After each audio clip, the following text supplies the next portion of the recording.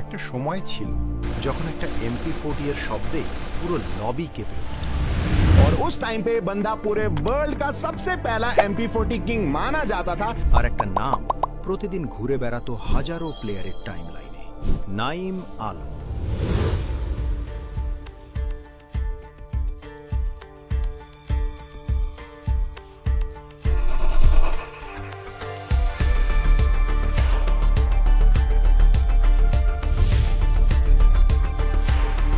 আসসালামু আলাইকুম গাইস, কি অবস্থা আপনাদের সবার? আমি নাইম আলম। একসময় আপনাদের সাথে অনেক কথাবার্তা হতো, কিন্তু মাঝখানে দীর্ঘদিন আপনাদের সাথে কোনো কথাই হয়নি। তো আজকে এসেছি আমি আপনাদের সাথে কিছু আড্ডা বা কিছু কথা বলতে। তো চলেন শুরু করা যাক।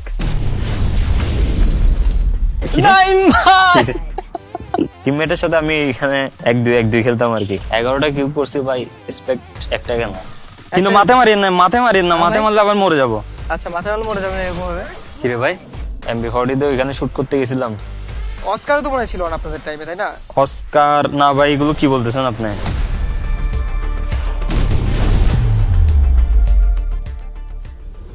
গাইস, নাইম আলমের সামনে পুরো স্কোয়াড। নাইম আলম একটা হেডশট মারে, ও মাই গড, হোয়াট এ হেডশট! কাব্য ভাই, যার গেম প্লে শুধু ম্যাচ জেতায়, তৈরি করেছিল ইতিহাস।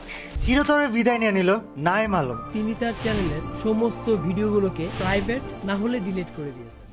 আচ্ছা যদি প্রথম থেকে বলি, আমি 2018 থেকে 2023 পর্যন্ত অ্যাক্টিভ ছিলাম।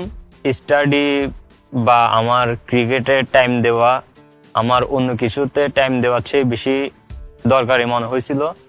সে কারণে এটা একটা আমার জন্য কঠিন সিদ্ধান্ত ছিল, তাই স্টপ যাওয়া।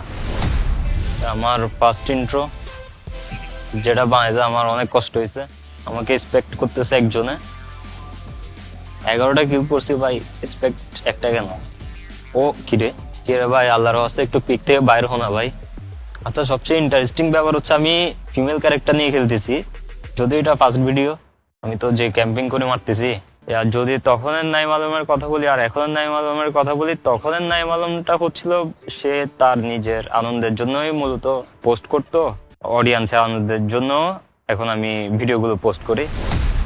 আচ্ছা এটা আমার পার্মানেন্ট গেট আপ ছিল আগে, আর গেট আপটা কথা মনে পড়ে এখনো ভাই। শটগান কিন্তু ডেঞ্জার ছিল। আরে বেটা মেডিকর, আর কত বল মারবি। এই ভিডিওটা তখন এর আমার সবচেয়ে হাই ভিউজ ভিডিও ছিল। ইন্টারেস্টিং বিষয় যে আমি এটা খেয়াল করলাম 5 মাস পর 7 মিলিয়ন গেছে, এখন তো দেখতেছি 7.2 মিলিয়ন। আচ্ছা এটা তো মনে হয় 21 কিল হেডশটের ভিডিওটা, মেবি। এনিমি কই? ও অনলি রেড। কমেন্ট আসি মানুষজন বলতো ডিজে আলোক দিয়ে দো। বাকি আর কয়টা প্লেয়ার? 13টার মধ্যে 9টা কিল পাই, সরি 13টার মধ্যে। ওয়াল দেখলে ভালো লাগে কেমন জানি। ওরে আল্লাহ, MP40 তে ওইখানে শুট করতে গেছিলাম ভাই। আমার MP40 লং রেঞ্জ হিসেবে চালাইতাম তো অনেকটা। আমি নিজেও জানি না যে আসলে আমি 21টা কিলস তো করছি, কিন্তু 21টাই হেডশট মারছি, এটা আমার নিজেরও জানা ছিল না। বর্তমানে 21 কিলস 21 হেডশট তো কেউ মারতে পারে না, হয়তো এটা ওয়ার্ল্ড রেকর্ড। তো ওইভাবে ভিডিওটা ওয়ার্ল্ড রেকর্ড বলে আপলোড করা হয়েছিল আর কি। তো এখন ভিউজের দিক দিয়ে বেড়ে গেছে। আচ্ছা এটা হচ্ছে আমার ফ্রি ফায়ার দিয়ে ইউটিউব যখন স্টার্ট করছি, আস্তে আস্তে যখন 1000 সাবস্ক্রাইবার হয়, তখন সেটা আমার জন্য একটা ডিফাইনিং মোমেন্ট ছিল। সবচেয়ে বড় মোমেন্ট তখনই ছিল। ঐতিহাসিক সেই ড্রাম বাবার ঘটনা। আচ্ছা এটা মানে নেপালি প্লেয়ার ছিল, তখন নেপালও একসাথে খেলতাম আমরা, নেপাল ইন্ডিয়া।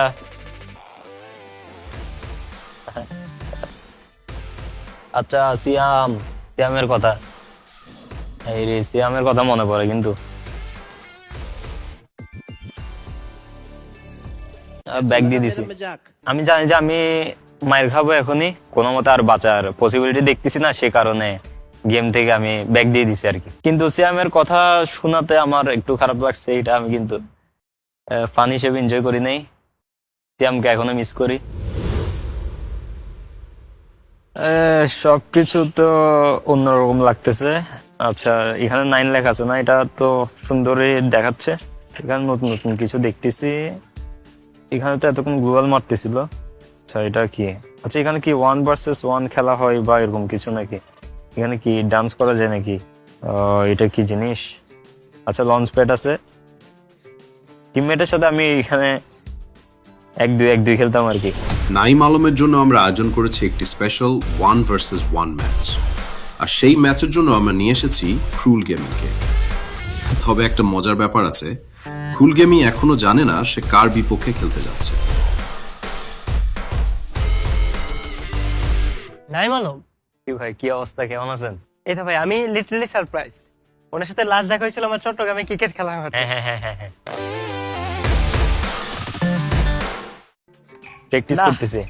আমার মনে কেমন কেমন জানি বলতেছে, বুঝছেন? আজকে 7-0 খেয়ে যেতে পারে আমি। না আরে এরকম কিছু হবে না, বড় ছেড়ে আগে। এখন স্নাইপারটা নাইম ভাইরে দেওয়া ছিল, MP40টা আমারই দেওয়া দরকার ছিল। হ্যাঁ, সেটাও করতে তাহলে পারতাম। গান বেস্ট হতো। আপনি কোথায় সেটা বলেন আমাকে, আমি মারবো না। ভাই আমি সামনে আসবো তো, কিন্তু দেখতেছি না আপনাকে। রাস্তা নাইম ভাই, ভাই অল্পের জন্য একটা শট আমি তো আপনাকে দেখি নাই। আপনি হিল করেন নাই না? আমি কি মারতে পারবো না? भाई मजा आया। আমার কাছে একটু দায় পড়ে, আমি দেখি যে আপনি ঠিকঠাক সবকিছু নিছেন নাকি। কিরে, এ মরে গেছে। আরে আপনি তো দাঁড়িয়ে বলছেন, আপনি কি মেরে দিবেন, এটা বলেন নাই।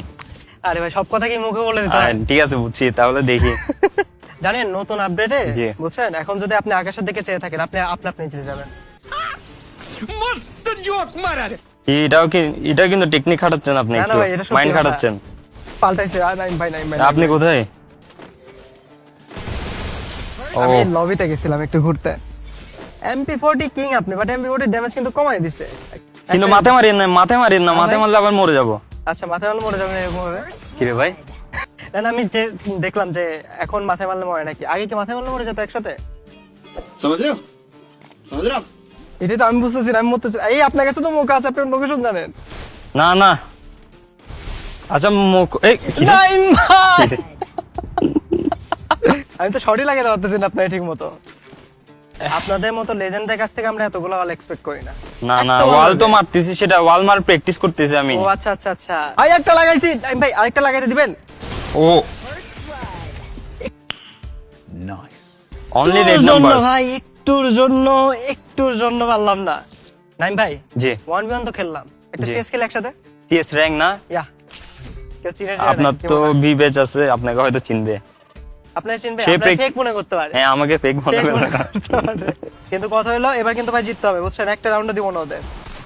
এগুলো তো আমার থেকে প্রো প্লেয়ার লাগতেছে। সিএতে কোনো চেঞ্জেস দেখতেছেন আগের থেকে? সিএস এ তো চেঞ্জ দেখতেছি, এখানে নতুন গুলি দেখতেছি আমি দুই মানে একটা। ওইগুলা তো করছে, এবার দাঁড়ান। সিএস র্যাঙ্কের সিস্টেম চেঞ্জ করছে, লেভেল আপের সিস্টেম চেঞ্জ করছে। ও আচ্ছা, একটা তো নকি রাখি না, আরেকটু ওপি হেডশট Last. লাগছে। এটা আরেকটা ভাই, এটা হেডশট দেখতে চাই। ও Head. 3টা হেডশট। কোডা এটা ক্যারেক্টার, হলো দেয়ালে মাঝখান দিয়ে এনিমি দেখা যায়। নাম শুনি নাই। তারপর অস্কারও তো মনে হয় ছিল না আপনাদের টাইমে, তাই না? অস্কার না ভাই, এগুলো কি বলতেছেন আপনি? তারপর ডিমিটি থাকলে আপনি নিজে নিজে হিল হবেন, তো আপনার টিমমেটরা অটোমেটিক্যালি হিল করে দিতে পারবেন লক করার পরেও। একটা কোয়েশ্চেন নাইম ভাই, জি বলেন।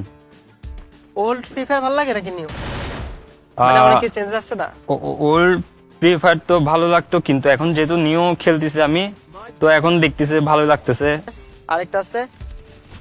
ও। আরে নাইম ভাই, আপনি তো headshot। মুখে বলতেছেন আমারে জিতে গেছি নাকি? হ্যাঁ জিতে গেছি। আস্তে আস্তে সময় যাচ্ছে, গেমটা পুরাতন হতেছে, কিন্তু গেমের প্রতি ভালোবাসা আরো বেশি বাড়তেছে। তার সাথে যদি আমাদের ওল্ড যারা গেম ছেড়ে চলে গেছে তারাও যদি আস্তে আস্তে আমাদের সাথে যোগদান করে, তাহলে তো মজা দ্বিগুণ হয়ে যাবে। এই যে তার একটা জলজান্ত উদাহরণ আমাদের নাইম ভাই আমাদের you, সামনে thank you. আজকে আছে। Thank you. আসলে 2023-এ যখন আমি ফ্রি ফায়ার স্টপ রাখছিলাম, তখন ব্যাক আসার টপিকটা নিয়ে মূলত চর্চা হতো বেশি, 1 বছর পর্যন্ত। তো এখন সময় পেরিয়ে আপনার 2026 আসছি, নাইম আলম ভাই ব্যাক আসেন, মানে যেখানে দেখা হয় অডিয়েন্সদের সাথে এইভাবে বলে আর কি। লেখাপড়াও প্রায় গ্রাজুয়েট করা, পাশাপাশি ক্রিকেটের সময় চলতেছে। সেই থেকে সিদ্ধান্ত নিলাম যে আমি এখন গেমে আমার ব্যাক করা যায়। দেখতে দেখতে কিভাবে 9 বছর হয়ে গেল। আচ্ছা, আমি কিন্তু আমার গেম আইডি তো দেখছি 8 ইয়ার্স ওল্ড লেখা চলে আসছে। আমিও প্রায় 2018 থেকে খেলি, এখন তো 2026 চলে আসছে। তো দেখতে দেখতে তো অনেক লং টাইম হয়েছে ফ্রি ফায়ার নিয়ে জার্নিটা। তো আগেও যেমন জার্নিটা ভালো ছিল, আশা করি সামনে আমার জার্নিটা ভালো হবে। Let's hope for the best. Yes. Free ফায়ারের সাথে নাইম আলমের সেই জার্নিটা আবার শুরু হতে যাচ্ছে তার সেই ইউটিউব চ্যানেল গেমিং উইথ নাইমের অসমাপ্ত জার্নিটার মাধ্যমে।